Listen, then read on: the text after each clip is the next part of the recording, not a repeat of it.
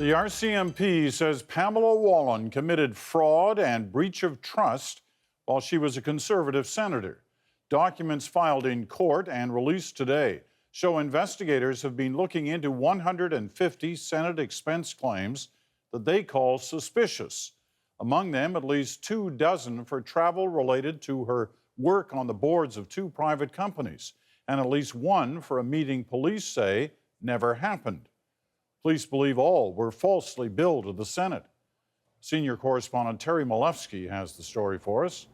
Terry. Well, Peter, the long and sordid Senate saga took a new turn today with this affidavit from the RCMP, which reveals that the Mounties are contemplating fraud charges against another Harper appointee, Senator Pam Wallin. What I didn't do was mind the shop properly. For 2 years, Pam Wallin's been under investigation for more than $150,000 in suspicious expense claims. She's always insisted, and her lawyer repeated today, that it was all just mistakes in the paperwork. There's a lot of paperwork, particularly in government, every time you move, every time you go anywhere.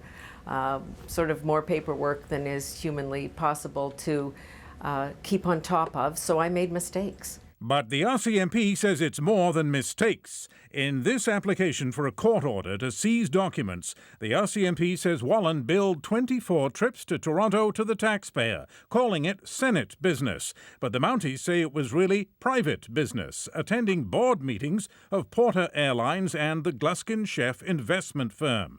The RCMP's conclusion, Senator Wallin committed fraud and breach of trust.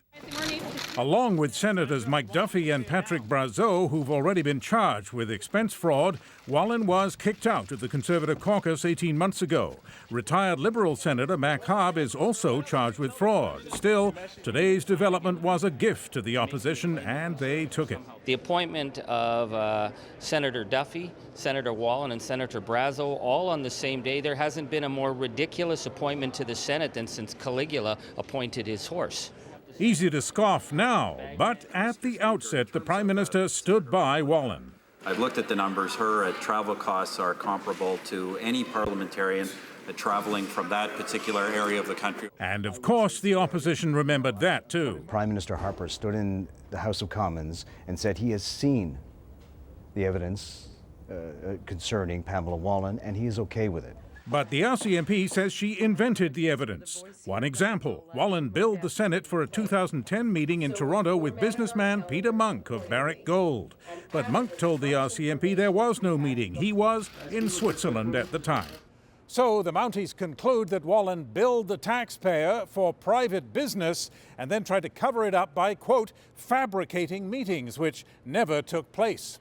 Now, she's already paid back to the Senate $154,000, but that won't stop the Mounties, Peter. If they find enough evidence to charge her, they will. All right, Terry, thank you. Terry Malefsky in Ottawa.